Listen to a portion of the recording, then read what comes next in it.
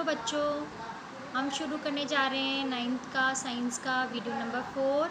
हमारा chapter number 5 चल रहा था, the fundamental unit of life. इसमें आज जो टॉपिक हम स्टार्ट करने जा रहे हैं वो हमारा टॉपिक है न्यूक्लियस। आपको पता है सेल जो होती है उसके अंदर बीचों बीच एक न्यूक्लियस होता है जो सेल का कंट्रोलर होता है, उसके बारे में हम डिस्कस करेंगे। न्यूक्लियस जो होता है वो एक डिस्टिंक्ट डबल लेयर कवरिंग होती है न्यूक्लियस के अंदर। देखिए ऐसे न्यूक्लियस है तो इसकी डबल लेयर कवरिंग है। इधर देखिए, जैसे न्यूक्लियस है तो इसकी ऐसे डबल लेयर कवरिंग होती है। इस डबल लेयर कवरिंग को हम न्यूक्लियर मेम्ब्रेन कहते हैं। ये डबल मेम्ब्रेन होती है, देखें आप। और ये जो डबल मेम्ब्रेन न्यूक्लियस है इसके ये यूनिफॉर्म ना होके इसके बीच बीच में आपने देखा होगा गैप है, इसको हम बोलते हैं, जो बीच बीच में गैप है ना, इन पोर्स होते हैं ये न्यूक्लियर मेम्ब्रेन के अंदर। और इससे इसके बाहर जो होता है वो साइटोप्लाज्म होता है। ये मान लीजिए पूरी सेल है और यहाँ साइटोप्लाज्म है पूरा, मान लीजिए। तो ये मटेरियल जो साइटोप्लाज्म से न्यूक्लियस के अंदर आ रहे हैं या न्यूक्लियस से साइटोप्लाज्म में जा रहे हैं, तो उन मटेरियल के अंदर आने और बाहर आने के लिए सब्सटेंस के लिए पोर्स जो होते हैं वो हेल्पफुल होते हैं। इसके अलावा जो है इसके अंदर थ्रेड लाइक सब स्ट्रक्चर होता है। देखिए आप इस तरीके से, इसको हम क्रोमेटिन नेटवर्क कहते हैं। जब सेल डिवाइड हो रही होती है ना, सेल, क्योंकि नई सेल जो बनती है वो पुरानी सेल के डिवाइड होने से बनती है, तो जब सेल डिवाइड होती है तो थ्रेड लाइक स्ट्रक्चर जो होते हैं वो फोल्ड हो जाते हैं और फोल्ड हो जाके एक short and thick structure form करते हैं। इस शॉर्ट और थिक स्ट्रक्चर को, ये फोल्ड होने से बने हैं ऐसे शॉर्ट एंड थिक स्ट्रक्चर, इसको हम क्रोमोज़ोम कह देते हैं। क्या कह देते हैं? क्रोमोज़ोम। ये क्रोमोज़ोम्स जो होते हैं ये डीएनए के बने होते हैं बेटा। किसके बने होते हैं? डीएनए के। और इसका एक स्मॉलेस्ट पार्ट जो होता है वो जीन कहलाता है, ठीक है। और यही कैरेक्टर्स के वन जनरेशन से नेक्स्ट जनरेशन में ट्रांसमिशन के लिए रिस्पॉन्सिबल होते हैं। समझ में आ रहा है? सबसे पहले ये न्यूक्लियर मेम्ब्रेन है, ये डबल मेम्ब्रेन होती है, इसके बीच में गैप होते हैं, पोर्स होते हैं, सब्सटेंस आर पार जा सकते हैं। इसके अलावा इसमें थ्रेड लाइक क्रोमेटिन स्ट्रक्चर होता है, जो इसे हम क्रोमोज़ोम कह देते हैं। जब ये फोल्ड हो जाते हैं, थिक और शॉर्ट हो जाते हैं, ये डीएनए के बने हुए होते हैं। और डीएनए का एक सेगमेंट जो होता है वो जीन कहलाता है। ये यूनिट ऑफ हेरिडिटी कहलाता है। ये कैरेक्टर की वन जनरेशन से नेक्स्ट जनरेशन में ट्रांसमिशन के लिए रिस्पॉन्सिबल होता है। तो आप देखें यहाँ पर, हम वापस से रीड कर लेते हैं सारा। The nucleus have a distinct double layer covering called nuclear membrane. क्या बोल देते हैं हम इसको? Nuclear membrane. आई होप समझ आ रहा होगा आपको। Nuclear membrane separate the nucleus from the surrounding cytoplasm.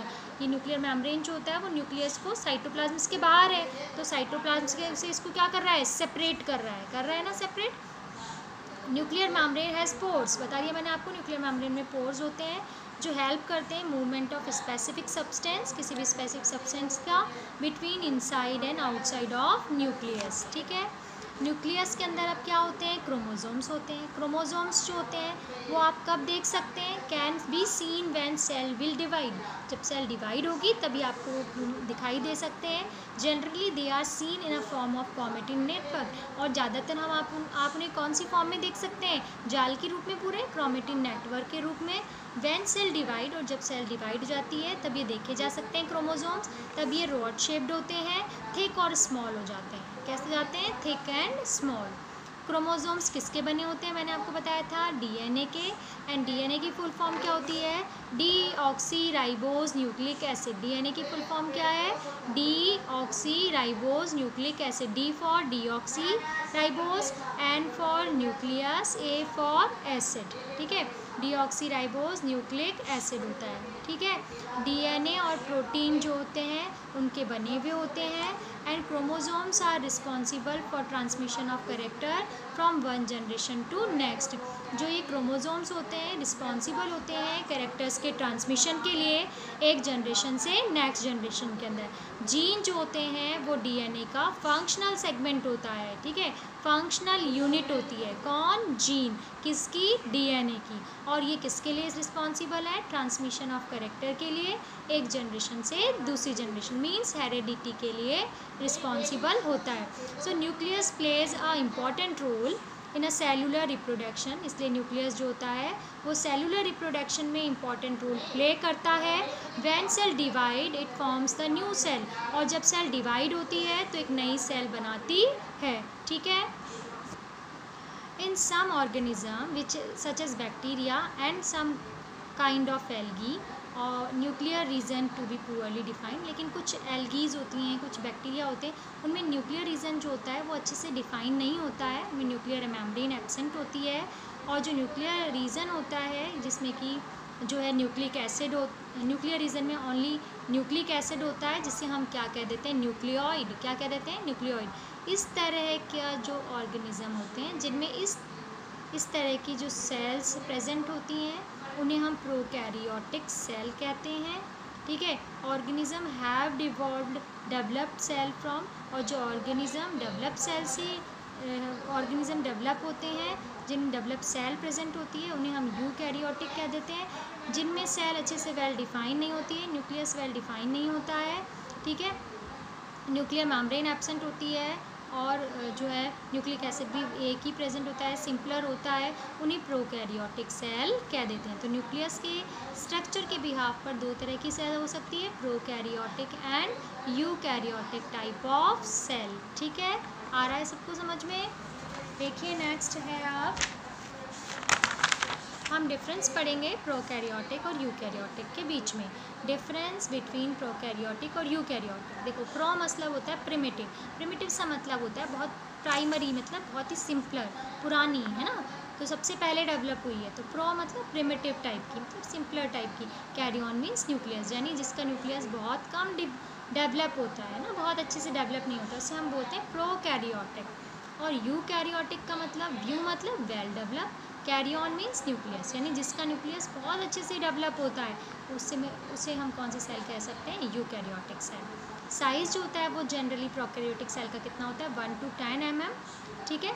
और जो जनरली लार्ज हो सकता है 5 to 100 mm, कौन सी सेल का, यूकैरियोटिक सेल का, ठीक है। न्यूक्लियर रीजन जो होता है प्रोकैरियोटिक का वो वेल डिफाइन नहीं होता, बहुत पुअरली डिफाइन होता है, और न्यूक्लियर मेम्ब्रेन जो होती है वो भी एब्सेंट होती है। While in eukaryotic cell nuclear region जो होता है वो भी इसके अंदर जो होता है वो वेल डिफाइन होता है, and surrounded by a nuclear membrane, और न्यूक्लियर मेम्ब्रेन के थ्रू सराउंडेड भी होता है, ठीक है। क्रोमोसोम्स जो होते हैं वो इसमें सिंगल ही होता है प्रोकैरियोटिक में, और जो यूकैरियोटिक होते हैं उनमें मोर देन 1 हो सकते हैं, ठीक है। प्रोकैरियोटिक सेल में जो मेम्ब्रेन बाउंडेड सेल ऑर्गेनेल्स होते हैं वो एब्सेंट होते हैं, लाइक गोल्जी बॉडी, माइटोकॉन्ड्रिया, जिनके बारे में आप फर्दर डिस्कस करेंगे, वो सब इनके अंदर जो साइटोप्लाज्म में प्रेजेंट होते हैं, वो मेम्ब्रेन बाउंडेड सेल ऑर्गेनेल्स जो होते हैं वो सभी प्रोकैरियोट में एब्सेंट होते हैं। जो मेम्ब्रेन बाउंडेड सेल ऑर्गेनेल्स होते हैं वो यूकैरियोटिक सेल में प्रेजेंट होते हैं। तो ये वेरी वेरी इंपॉर्टेंट, इस पर डायरेक्ट क्वेश्चन पूछा जा सकता है आपसे कि प्रोकैरियोटिक और यूकैरियोटिक सेल में डिफरेंस बताइए। आपको एज इट इज़ इन सभी डिफरेंसेस को लर्न कर लेने हैं। प्रो मतलब प्रिमिटिव टाइप की, जैसे अर्थ पर सबसे पहले बैक्टीरिया डेवलप हुए थे तो बहुत ही सिंपलर थे, 1 सेल थे और बहुत ज़्यादा सिंपल टाइप की सेल थी, तो उनका जो न्यूक्लियस था बहुत वेल डिफाइन नहीं था, तो वो प्रोकैरियोटिक कहलाते हैं, ठीक है। चलिए, यूकैरियोटिक जो होते हैं वो वेल डिफाइन होते हैं, तो आप इसको अच्छे से याद करिए। आई होप सबको समझ में आया होगा, ठीक है। नेक्स्ट जो बात है वो हम नेक्स्ट वीडियो में डिस्कस करेंगे।